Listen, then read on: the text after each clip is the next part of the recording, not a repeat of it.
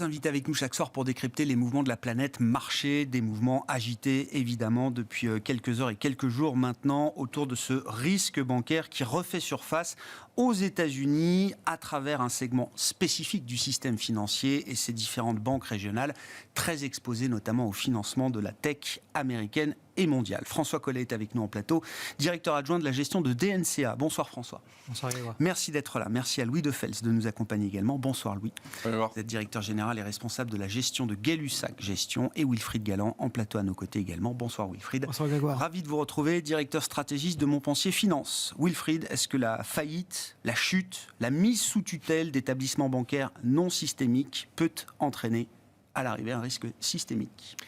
C'est la raison pour laquelle tout a été mis en place justement aux États-Unis pour éviter que ça arrive. C'est-à-dire qu'effectivement, quand on regarde la taille des bilans, la taille des actifs, ça n'est pas neutre. Mais c'est loin d'être un acteur majeur. C'est un acteur important, mais c'est loin d'être un acteur majeur, ce fameux Silicon Valley Bank. Mais on sait que dès lors qu'on touche au bilan bancaire, dès lors qu'on touche à la liquidité, dès lors qu'on touche à la solvabilité, aux enchaînements possibles de confiance, parce que le système financier, c'est un système de confiance, il faut être extrêmement prudent. Et il faut être d'autant plus prudent que Silicon Valley Bank, je mets de côté les autres acteurs qui étaient beaucoup plus spécialisés crypto. Mais Silicon donc Valley les Bank, Silvergate, etc., qui ont connu des difficultés importantes jusqu'à la chute également. Exactement. En revanche, ce qu'on voit effectivement, c'est que Silicon Valley Bank était présent dans d'autres pays. Il était présent donc au Royaume-Uni, il était présent en Allemagne, et on voit que ces difficultés ont fait par exemple beaucoup parler jusqu'en Chine. Quand on regarde les commentaires sur un certain nombre de sites chinois, on voit que les difficultés de ces acteurs-là inspirent beaucoup de commentaires. Alors parfois des commentaires, on le sait, nés de la rivalité entre la Chine et les États-Unis, mais on voit que c'est un élément qui ravive beaucoup de fantômes et qui en plus vient à un moment où tout le monde se pose la question de savoir est-ce que les banques centrales, en particulier est-ce que la Réserve fédérale, n'est pas allée trop loin, trop vite, parce qu'elle a démarré tard, dans son resserrement monétaire. Et donc est-ce que la conjonction à la fois des restrictions de liquidité, le fameux quantitative tightening qui a enlevé des liquidités dans le bilan des banques pour plus faire reposer les bilans sur les obligations d'une part, et d'autre part sur les augmentations de taux, est-ce que tout ceci n'est pas un sujet majeur ?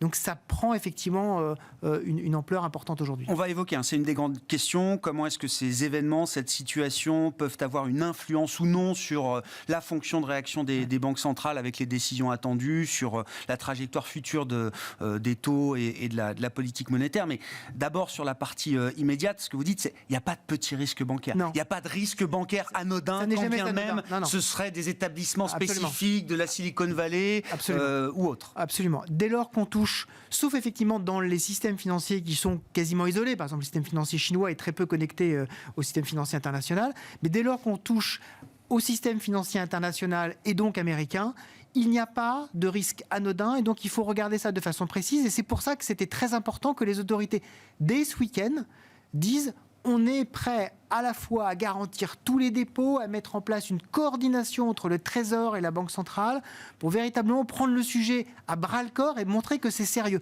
La chose la pire qui pouvait nous arriver, c'est d'avoir un espèce de déni de réalité en disant non, c'est rien, tout va bien se passer. Ce qui était un peu le début de ce qu'on avait senti jeudi soir et vendredi. Là, on sent qu'on prend le problème aux États-Unis à bras-le-corps. C'est quand même une bonne nouvelle. Entre les différents schémas de sauvetage ou de protection que les autorités de régulation peuvent apporter en cas de crise bancaire, alors, il y a eu l'échec de Lehman, c'est-à-dire on décide pour X ou Y raison de faire un exemple et on laisse tomber un acteur dont on imagine qu'il n'est pas systémique et on se retrouve avec la grande crise financière de 2008. Il y a eu ensuite l'autre façon de faire, c'est allez, on sauve tout le monde, déposants bien sûr, mais aussi créanciers, actionnaires, les dirigeants des banques, tout le monde est sauvé et on passe à autre chose. Là, il y a quelque chose d'un peu intermédiaire, on sauve les dépôts des clients, qui sont un vrai sujet d'ailleurs dans le cadre de SVB, avec une très forte concentration et des dépôts de montants très importants, bien au-delà du montant des dépôts garantis qui est de $250 000.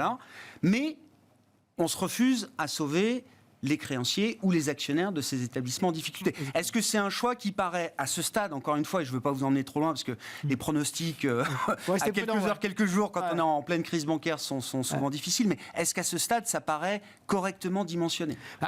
pour moi, oui, ça paraît correctement dimensionné. Moi, ce qui m'a beaucoup frappé, c'est qu'on a cherché aux États-Unis à avoir, dans un premier temps, la même solution qu'on avait eue en mars 2008 pour Bear Stearns, c'est-à-dire en fait un consortium ou un leader bancaire qui rachète complètement l'activité et qui garantisse la continuité de l'activité. À l'époque, c'était JP Morgan.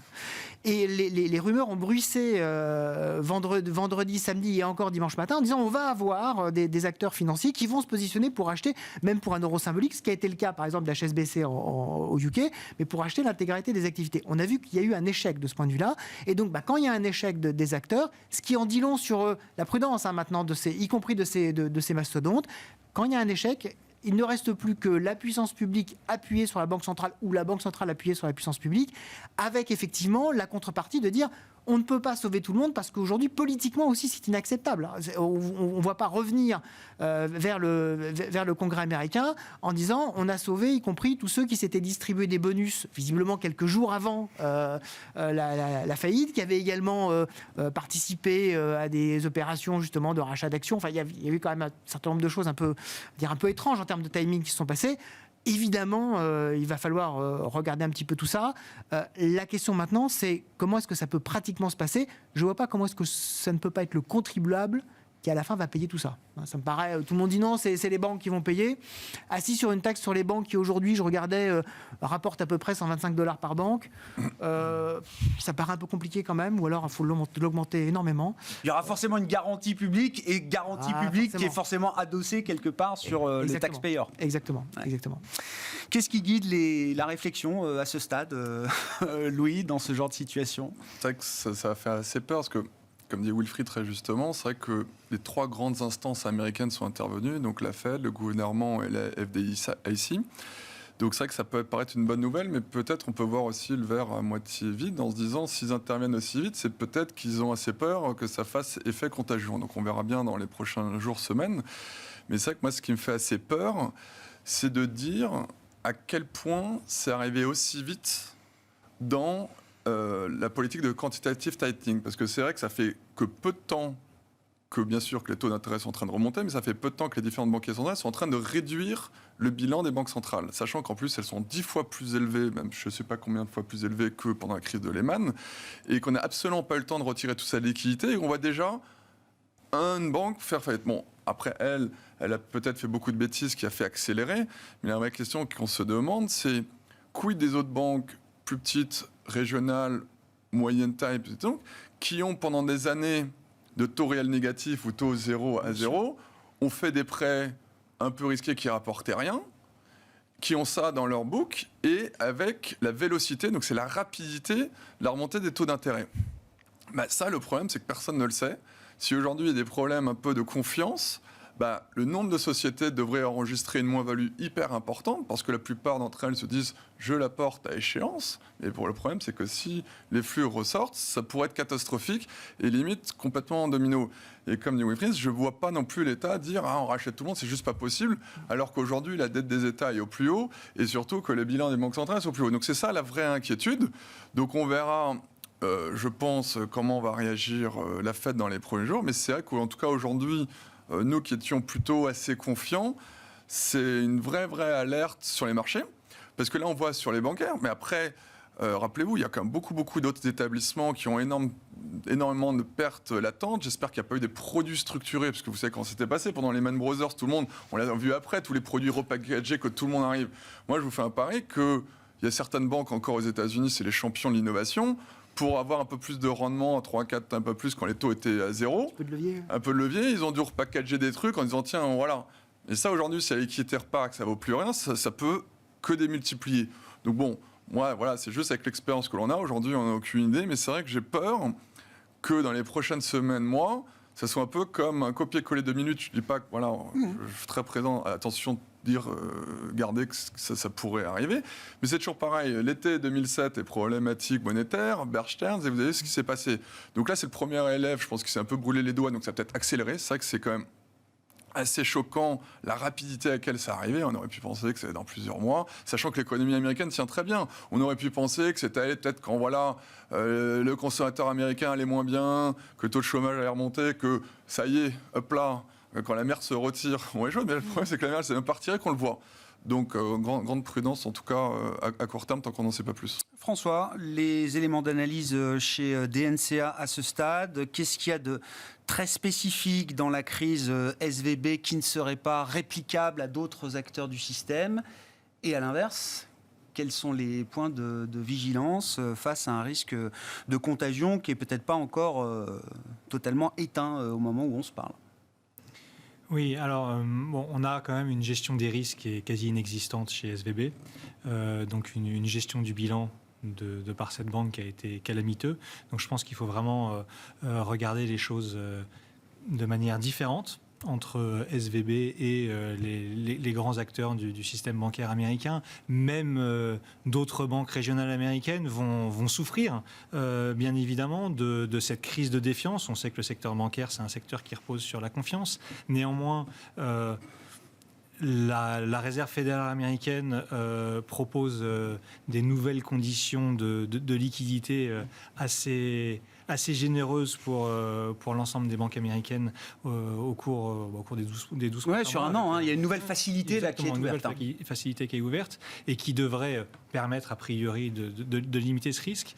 Je pense que ce soit les marchés, les investisseurs ou les autorités ont beaucoup appris de la crise de 2008. Donc les investisseurs ont beaucoup appris en se rendant compte qu'il fallait réagir sans doute assez vite et que effectivement cet effet domino pouvait arriver. Les autorités ont aussi appris dans leur réaction et donc elles ont été excessivement rapides. Je pense qu'il faut saluer la réponse des autorités américaines. Et donc, oui, il y a une certaine peur, une défiance de la part des investisseurs. Et qui est-ce qui a envie aujourd'hui d'investir en tant qu'actionnaire, en tant que créancier sur une petite banque américaine, sur Crédit Suisse en Europe? En tout cas, tous les maillons qui apparaissent un petit peu plus faibles. Pas grand monde et on peut le comprendre. Après, de là, imaginer qu'on puisse avoir un vrai effet domino avec des autorités qui laissent faire faillite une banque systémique, je pense qu'on n'y arrivera pas. Donc l'explication principale, ça reste une très mauvaise gestion des risques de la part des SVB. Ça se fait c'est aussi lié à un contexte. Et ce contexte, c'est un contexte de remontée des taux directeurs très violent de la part de la Fed depuis un an.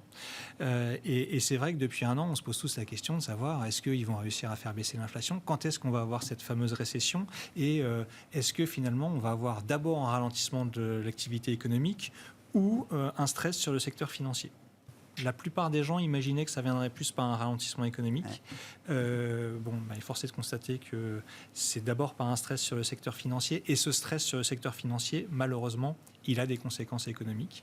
On sait que les banques sont une courroie très importante de distribution du crédit et donc de l'activité économique. Et donc, évidemment, aujourd'hui, les différentes banques américaines, notamment les plus petites, vont être beaucoup moins enclins à prêter qu'elles ne l'étaient au cours des derniers mois. Pourquoi? Parce qu'aujourd'hui, elles se refinancent à des taux qui sont plus importants. Et donc, ça veut dire quoi? Ça veut dire que, oui, les peurs de récession risquent de revenir assez rapidement sur le devant de la scène aux États-Unis. Ça veut dire que si les conditions de crédit de facto se durcissent beaucoup plus et plus vite que prévu, avec à l'arrivée un risque de récession, est-ce que ça veut dire que la Fed a moins besoin d'en faire que ce que Jérôme Powell, si elle y allait encore en début de semaine dernière devant le Congrès, François? Oui, sans doute. En tout cas, c'est ce que nous disent les marchés. C'est ce que nous disent les marchés aujourd'hui. Et c'est vrai que les marchés vont de plus en plus vite, évidemment. Mais c'est vrai que si on était passé par la courroie de transmission classique on a un ralentissement de l'activité industrielle qui a un impact sur le taux de chômage, qui a un impact sur les salaires, qui a un impact sur l'inflation, tout ça met du temps. Et donc, ça laisse le temps à la Fed d'agir progressivement. Si là, ça se passe par le canal de transmission du secteur bancaire, c'est beaucoup plus rapide. Et donc, effectivement, ça change la donne pour la Fed. Je ne suis pas en train de dire que la Fed va baisser ses taux forcément au cours des prochaines réunions, comme ce qui est désormais anticipé par le marché. Néanmoins, on a un game changer très important pour la réserve américaine aujourd'hui. Si la Fed, effectivement, laisse entendre qu'elle n'aura pas besoin d'aller aussi haut, de rester restrictif aussi longtemps que ce qu'elle signalait auparavant, ça peut être pris comme un bon signal par le marché, par les investisseurs, ou est-ce que ça peut, je ne sais pas, suggérer le risque que la Fed est peut-être prête à laisser filer l'inflation, là où toute la bataille de 2022 a été de dire au marché, non, on ne laissera pas filer l'inflation et les anticipations d'inflation. Bon, alors les anticipations d'inflation ont reflué comme depuis la semaine dernière, donc là-dessus, il n'y a pas trop de péril.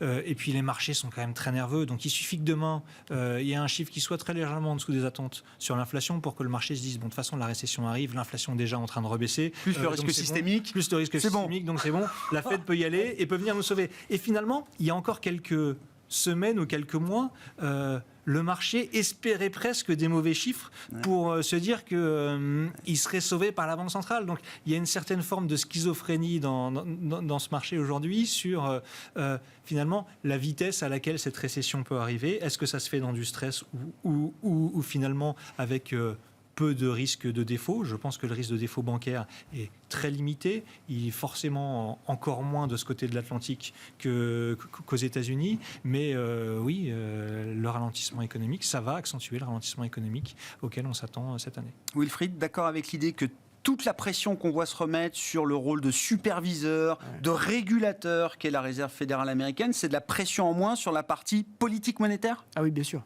Non, mais ça c'est très très clair. Moi, ce qui m'avait déjà beaucoup marqué la semaine dernière, début de semaine, ça nous paraît être un autre monde aujourd'hui. Lors de l'audition de Jérôme Powell, en particulier au Sénat, sont les discussions qu'il avait eues avec les sénateurs. Et moi, ce qui m'avait beaucoup marqué la semaine dernière, c'est qu'évidemment, on avait eu une Elizabeth Warren, la sénatrice démocrate du Massachusetts, très agressive vis-à-vis de Jérôme Powell, disant « Mais vous voulez véritablement que les Américains, 2 millions d'Américains... » 2 millions, qu'est-ce que vous allez leur dire ? Qu'est-ce que vous allez leur dire à ceux-là que vous allez envoyer au chômage ? Ce qui était très étonnant, et ce qui m'a frappé, c'est qu'elle a eu le soutien de John Neely Kennedy et de Kathy Britt, qui sont 2 sénateurs républicains, l'un de l'Alabama et l'autre de Louisiane. Donc c'est véritablement des États extraordinairement ancrés dans la partie républicaine des États-Unis et qui sont venus à la rescousse d'Elizabeth Warren en disant oui, il y a véritablement un problème. Ce n'est pas aujourd'hui le bon équilibre que vous avez quand vous travaillez votre politique monétaire. Et on a senti à un moment donné Jérôme Powell comme un peu ébranlé par ces accusations. J'ai l'impression que cet épisode qu'on voit se développer d'instabilité financière lui donne peut-être l'opportunité de développer ce qu'il avait déjà dit en janvier. Souvenez-vous, en janvier, lors de sa conférence de presse, il avait dit on se rapproche du moment où nous devrons faire une pause et évaluer l'impact de notre politique monétaire, le fameux pause and assess. Alors après, il s'était repris en disant que c'était pas le moment, il fallait aller encore plus loin dans la lutte contre l'inflation, mais il avait déjà entamé une espèce de virage, alors encore très léger, mais le petit virage sur l'aile, disant attention, on va quand même regarder l'impact total de notre politique monétaire. Ça va peut-être être l'occasion pour lui lors de la prochaine réunion de remettre les choses à plat et de dire notre travail général, c'est la stabilité financière et pas uniquement les chiffres d'inflation. Donc on sait qu'il va continuer à insister sur l'inflation.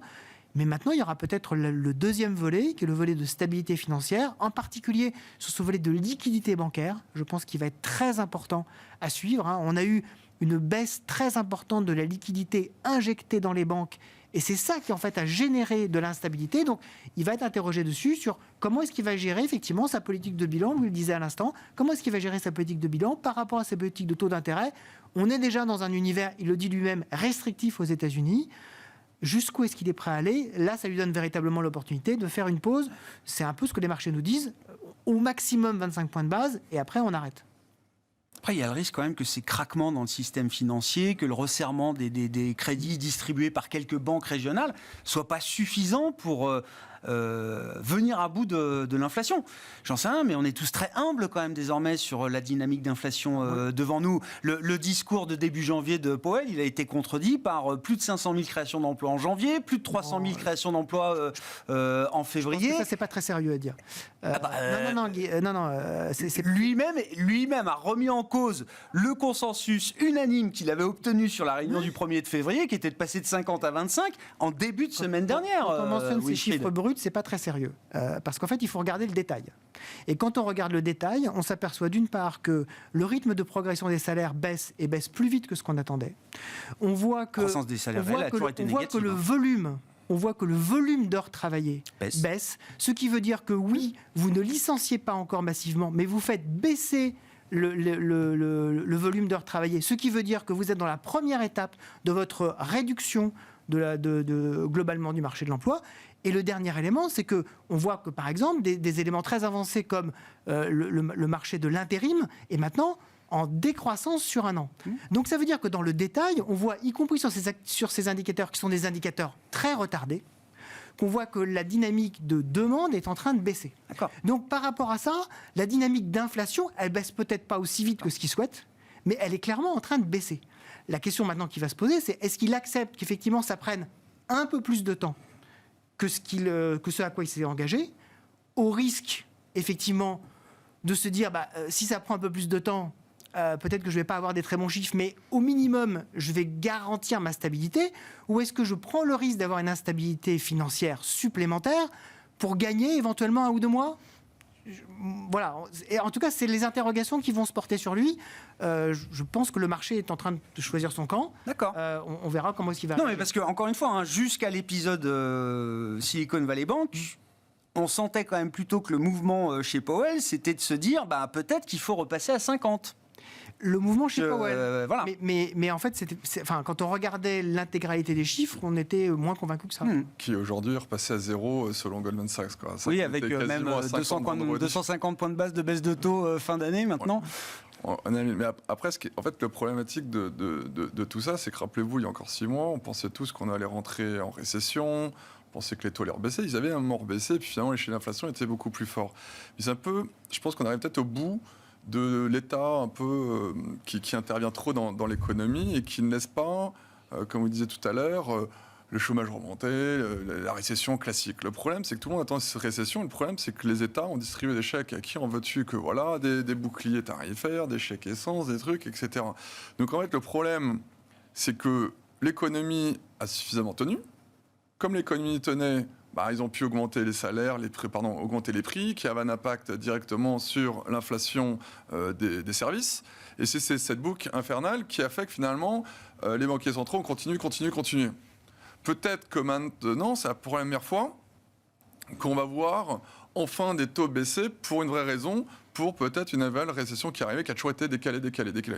Donc c'est ça ce qui est assez un peu, depuis vendredi, c'est la première fois que les marchés chutent en même temps que les taux d'intérêt. Ce qui était quasiment jamais vu. On voit qu'il y a un vrai flight to quality, alors que ça fait quasiment 4 mois que les valeurs, les cycliques, les valeurs ultra, on va dire avec des mauvais bilans, ont fortement monté. Vous savez qu'aujourd'hui, depuis le début de l'année, quasiment, si vous avez je parle avant vendredi, c'est une stratégie un peu qualité, ce qu'on appelle low vol, les valeurs très défensives, qui ont beaucoup de cachot. Oui. Vous aviez une valeur quasiment négative. Les gens s'étaient rués dessus et c'était quasiment devenu un peu plus soutenable. Donc c'est vrai que là, ça arrivait, donc ça commence à revenir. Les gens commencent enfin à se dire mais les sociétés finalement bien gérées, qui gèrent beaucoup de cash, avec des forts retours sur capital employé, qui rien fait. Là, comme par hasard, c'est que depuis 2 jours, ça va mieux. Depuis vendredi lundi, à la limite, tant mieux. Mais ce que je voulais dire, c'est que c'est quand même assez violent. On verra ce que vont dire les banquiers centraux, mais quand vous voyez que le taux de 2 ans US est passé de 5 à 4%, vous demandiez tout à l'heure si c'était un bon safe haven. C'est vrai que c'est peut-être monté trop fort, trop vite. Aujourd'hui, on verra bien de quoi l'avenir est fait. Donc peut-être qu'enfin, finalement, cette inflation va peut-être rebaisser plus vite, enfin, si on rentre vraiment en récession. Ça, on le verra plus tard. Mais c'est, hors risque systémique, n'espère pas. C'est peut-être enfin une première bonne nouvelle. Une porte de sortie pour Jérôme Powell, quoi. Voilà. C'est ce que vous êtes en train de me vendre. Ouais, c'est la crise bancaire SVB, c'est la porte de sortie pour Jérôme Powell. Exactement, c'est une porte de sortie à peu de frais. 25 milliards, c'est pas grand-chose pour une porte de sortie. Bon, François, sur cette idée, et comment la situation se translate pour la Banque Centrale Européenne, qui se réunit, elle, cette semaine, alors que pour la Fed, c'est la semaine prochaine. Oui, je pense. D'une part, effectivement, je pense que cette inversion des corrélations et ce retour à une corrélation négative entre les emprunts d'État et les marchés actions va faire du bien à tout le monde. Ça, c'est quand même une chose très bénéfique pour les marchés. Pour la BCE, je pense qu'elle aurait été contente de faire sa réunion après la Fed, parce qu'elle s'est tellement engagée sur ces 50 BP qu'il paraît inconcevable de ne pas les faire aujourd'hui, d'autant plus qu'on a quand même une série de chiffres d'inflation assez nettement au-dessus de ce qui était anticipé précédemment. Donc les 50 points de base de cette semaine paraissent acquis. Après, il va falloir, mais n'en déplaise sans doute aux faucons,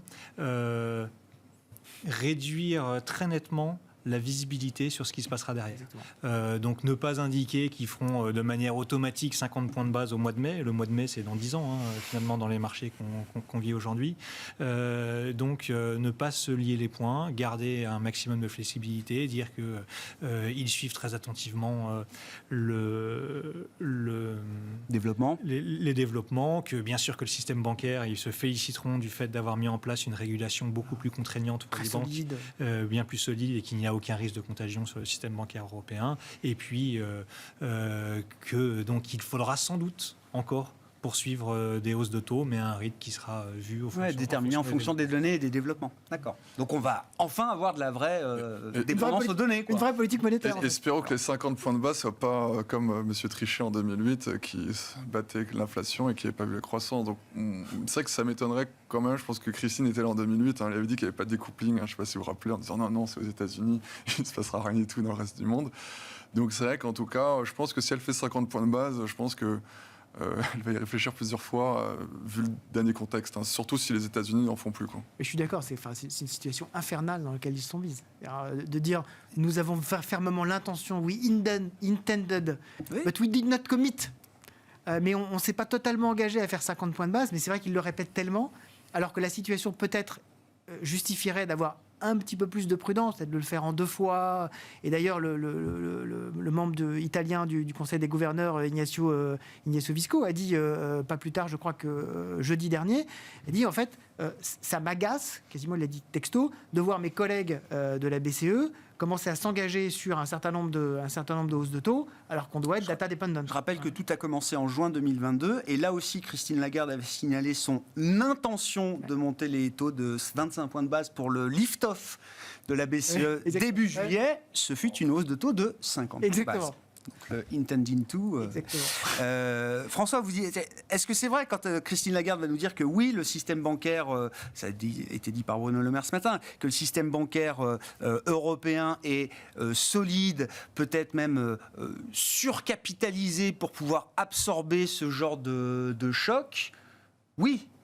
On ne peut pas regarder le système bancaire européen avec les yeux d'avant Lehman, j'imagine. Clairement, il est quasiment 3 fois plus capitalisé que ce qu'il n'était avant la crise de Lehman. Donc on est sur des ratios qui sont extrêmement solides.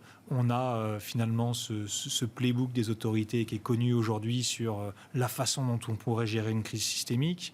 On a de toute façon la capacité de rebaisser les taux très rapidement. Si on devait vraiment avoir un vrai risque systémique et sur un acteur bancaire européen majeur, la BCE a la capacité de baisser ses taux de 200 points de base du jour au lendemain. C'est vrai qu'on n'a pas la capacité de le faire quand on est à moins 0,50 de taux. Quand on sera sans doute à 3% à la fin de cette semaine. Oui, il y aura de la place, il y aura de la marge de manœuvre pour pouvoir aider en cas de besoin, et ça c'est plutôt une bonne nouvelle. Donc nous on est bien sûr que l'inversion de la courbe des taux d'intérêt pose quelques soucis de rentabilité au secteur bancaire, et qu'on aura peut-être une rentabilité qui va s'éroder au cours des prochains trimestres ou des prochaines années, mais on est très loin d'un problème de solvabilité. Il y a un thème alors qui est qu'on retrouve dans les épisodes de stress financier qu'on a vécu ces derniers mois, donc l'épisode SVB, mais je remonte également à l'épisode de la crise des fonds de pension britanniques en octobre dernier. C'est cette histoire de déconnexion totale entre la duration des actifs et les engagements au passif, François. Et là, dans le cas de SVB, c'est flagrant, ça a sans doute été mal géré. Mais cette thématique-là de la duration et du risque de déconnexion dans les bilans entre la duration des actifs et les engagements au passif, on la retrouve de manière un peu générale dans le système financier aujourd'hui. On la retrouve partout et c'est le cas pour tous les acteurs du système financier parce que on ne connaît pas tous la duration de notre passif. Quelle banque peut se targuer de savoir exactement quand ses dépôts seront retirés ou quel assureur vie peut savoir quand est-ce que les gens retireront de leur contrat d'assurance vie. On connaît en général un peu mieux la duration de son actif quand même. C'est une bonne chose. Mais oui, bien sûr que tout le monde a des mismatchs. Et d'ailleurs, de toute façon, ces mismatchs, c'est censé être à la base de la rentabilité bancaire. Une banque se finance à court terme et prête à long terme. Et grâce à une courbe des taux d'intérêt pentue, elle encaisse la différence. Donc ces mismatchs sont censés entre les actifs... C'est la transformation, c'est le métier de la transformation. C'est le métier de la banque. Le problème, c'est qu'on a une telle volatilité sur les taux d'intérêt depuis un an que finalement, ces banquiers centraux qui sont allés excessivement vite mettent à mal un petit peu ces problématiques d'écart entre la duration de l'actif et la duration du passif. Et effectivement, ça va pousser les banques centrales, quoi qu'il arrive, à être bien plus prudentes désormais dans leur cycle de hausse de taux, même si l'inflation devait continuer à surprendre à la hausse. Je vois mal la Fed se réenclencher à côté. L'agressivité n'est plus de mise. Non. Un peu plus de mesures, d'équilibre et de prise en compte des risques divers et variés en dehors du risque inflationniste. Qu'est-ce qui a changé dans la logique d'investissement pour les prochains mois, pour l'année 2023, ces derniers jours et ces dernières heures? Est-ce que beaucoup a changé? Est-ce que c'est une page blanche? Ou est-ce qu'il y a quand même encore des points sur lesquels on s'appuie, François? On a un scénario économique qui est dégradé, clairement. Cette affaire va avoir un impact sur la croissance économique aux États-Unis. Donc ça, c'est pas juste financier, ça devient macro. Ça va avoir un impact macro. Et je pense que l'impact financier est plus facilement gérable que l'impact macroéconomique. Après, est-ce que ça va changer du tout au tout l'évolution des marchés? Comme je disais tout à l'heure, beaucoup d'investisseurs espéraient cette récession parce que ça voudra dire sans doute des taux d'intérêt un petit peu moins élevés. Nous, ça ne change pas dramatiquement notre position, la feuille de route. La feuille de route aujourd'hui des NCA. On est relativement confiant sur le marché action européen. On a des fondamentaux qui sont sains, on a des marges de manœuvre en termes de possibilités de baisse de taux si on devait avoir cette récession. Donc notre feuille de route reste relativement stable. Il va falloir du temps pour voir ces données économiques et il ne faut pas non plus se précipiter et aujourd'hui paniquer avec le marché et tout vendre, je pense. Oui, c'est ça. Est-ce que c'est le moment de se rassurer ou est-ce qu'il est encore temps de s'inquiéter? Est-ce que l'Europe peut rester un refuge dans ce monde nouveau depuis 2-3 jours, Wilfried?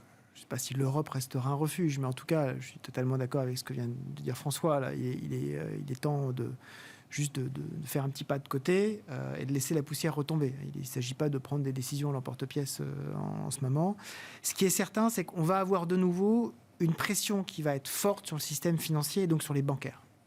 Ce qui était jusqu'à présent un des moteurs de performance de cette année. Donc ça renverse quand même sur le plan sectoriel un des éléments qui était un élément important. Là, les positions bancaires dans les portefeuilles, il faut au minimum les alléger, voire les couper.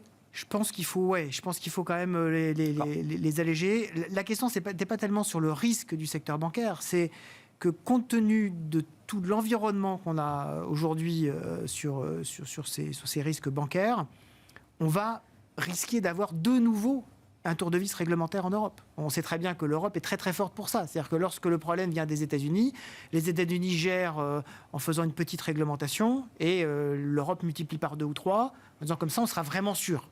Voilà. Et un des moteurs du regain d'intérêt du secteur bancaire, c'est de se dire on est enfin sorti de ça, on retrouve des taux normaux. Le choc de régulation est derrière. Le choc de régulation est derrière. Et je pense qu'une partie de la baisse d'aujourd'hui du secteur bancaire, c'est pas tellement finalement la crainte d'une faillite bancaire ou véritablement d'une fragilisation forte en Europe, parce que, comme François l'a très bien dit, on a quand même énormément recapitalisé, resolidifié. C'est plutôt la crainte d'avoir de nouveau des réglementations qui viennent se surimposer à la réglementation actuelle. Donc là, je pense qu'il y a un vrai changement. Le deuxième changement, c'est qu'on va avoir de toute façon, au moins dans un premier temps, un retour vers la qualité. On voit très bien qu'aujourd'hui, les valeurs qui s'en sortent dans cette séance... C'est L'Oréal. Voilà, c'est les valeurs où on sait que globalement, ça va se passer. Il y a beaucoup de cash qui est généré, retour sur investissement, retour sur capital qui est très bon. Et donc, on arrête d'avoir la volonté d'avoir du repricing d'un certain nombre de valeurs des côtés. Ça, au moins, dans un premier temps, je pense qu'effectivement, on va avoir un cycle d'attente. Et puis ne pas prendre effectivement trop de positions là en ce moment. Pour ceux qui sont investis, il est probablement trop tard pour vendre. C'est probablement un peu trop tôt pour se repositionner. Donc attendons que la poussière retombe. On devrait avoir quand même, je pense, d'ici on va dire, au minimum le 23 et la Réserve fédérale, un peu plus de visibilité. Une vie un peu plus claire sur ce qui a changé ou pas dans le moyen long terme. Exactement, dans le paysage tout se joue financier en ce moment et dans à le court paysage terme. économique. Comme disait François, il y a aussi des prévisions économiques qui vont être vues et ça c'est important, très important. Oui. Qu'est-ce qu'il convient de faire à ce stade? Qu'est-ce qui a pu être fait chez Gay-Lussac Gestion là? Alors, c'est vrai qu'il y avait un peu de choses. Donc, nous, on pensait qu'avant vraiment l'épisode, que l'épisode de Small Cap allait pouvoir aider. Parce que je vous rappelle, depuis fin juin, l'indice quasiment Rostox a quasiment pris plus de 28%. Et les micro-small ont quasiment fait plus 3, plus 4. Donc, on n'avait jamais eu un tel écart de performance, que ce soit en price to book ou en PRE relatif. Et c'est ce qui est un peu triste pour nous, chez Gay-Lussac Gestion, qui c'est une maison plutôt micro-small cap, c'est qu'aujourd'hui, pour le CAC Small, est quasiment à moins 3,5, alors que le CAC 40 est vers moins 2,80. Donc, une fois de plus, crise de la liquidité. Ouais. Donc, on est prêt à faire le dos rond une fois de plus, mais à la limite, si hors crise systémique, on espère vraiment, c'est trop tôt, mais c'est de dire que ça va peut-être accélérer enfin peut-être la récession, le ralentissement économique que l'on attendait tous, et peut-être on va revenir dans une thématique moins de flux. Parce que c'est vrai que depuis le début de l'année, il y a eu beaucoup de rachats de shorts, c'était les CTA, tout ça, qui sont mis à acheter que les bancaires, que les choses.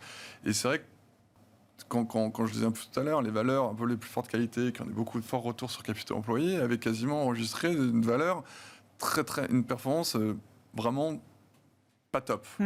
Donc c'est vrai que c'était déjà arrivé. Je me rappelle, dans l'épisode après le vaccin, entre novembre 2020 et mars 2021, il y avait une explosion de ces valeurs à faible qualité. Et souvent, elles surperforment sur une faible période, 3-4 mois. Et là, c'est exactement pareil. On fait septembre, fin janvier, février, c'est 4-5 mois, on y était. Donc c'est vrai que le phénomène bancaire US va peut-être faire accélérer cette rotation sectorielle vers les valeurs un peu plus de qualité. Donc nous, on est très contents parce que nous, on a un process de gestion qui est plutôt d'investir dans la société quality. Global, low beta, quality. Et c'est vrai qu'on souffrait beaucoup depuis 4 mois. Et même avant l'événement, on disait... Je pense qu'on est arrivé au pic de la sous-performance de ce style de gestion. Donc malheureusement, l'épisode bancaire fait que l'accélérer. Bon, on se prend l'effet négatif sur les small caps. Mais voilà, donc je pense que sincèrement, ce qui se passe en ce moment, si c'est bien géré, comme on disait tout à l'heure, autour du plateau, tout le monde a dit qu'il y avait beaucoup de moyens pour pouvoir le gérer. Et si c'est géré et que ça va permettre peut-être, et je pense que ça y aura un impact final sur l'inflation, si les États arrêtent de subvenir tout le monde à la fin, on va enfin y arriver. Ça a été encore décalé de je ne sais pas combien de mois, mais ce serait assez sain. Et j'espère que ça va peut-être décaler la reprise un peu plus forte, mais au moins ça repartira bien pour 2024. On sort du syndrome, enfin du schéma d'évitement de la récession sur lequel les investisseurs surfaient ces derniers mois. Voilà, et c'est vrai. L'idée de la récession revient à nouveau sur le devant de la scène. Peut-être que l'horizon se rapproche. Ça va revenir. Le fameux flight to quality, on parlait tout à l'heure des taux d'emprunt d'État. Voilà, je pense qu'aujourd'hui, clairement, c'est vrai que tout le monde parlait de la fin du TINA et plus personne parlait de Covid, on parlait que de crédit. Mais c'est vrai qu'aujourd'hui, un peu un flight to quality, racheter de la dette, encore de certains dettes d'État, si les banquiers centraux sont là, ça peut faire du bien, cette fameuse décorrélation qu'on traite entre les actions et les emprunts d'État. Donc c'est plutôt sain. Attention que ça dérape pas. Mais si ça continue comme ça va peut-être être le fin du n'importe quoi qu'on avait depuis 2-3 mois. Donc je vois ça, c'est la seule petite bonne nouvelle dans l'épisode américain que l'on a vu. Bon, coup d'arrêt en tout cas sur les marchés, même si on n'est pas dans une séance de panique totale. Moins 2,9% à l'arrivée pour le CAC 40 ce soir, qui préserve même le seuil des 7900 points et qui clôture à 7011 points pour le CAC 40 cash à Paris. Merci beaucoup messieurs, merci d'avoir été les invités de Planète Marché. Louis de Fels, Gay-Lussac Gestion, Wilfried Galland, Montpensier Finance et François Collet, DNCA Investments étaient les invités de Planète Marché en plateau.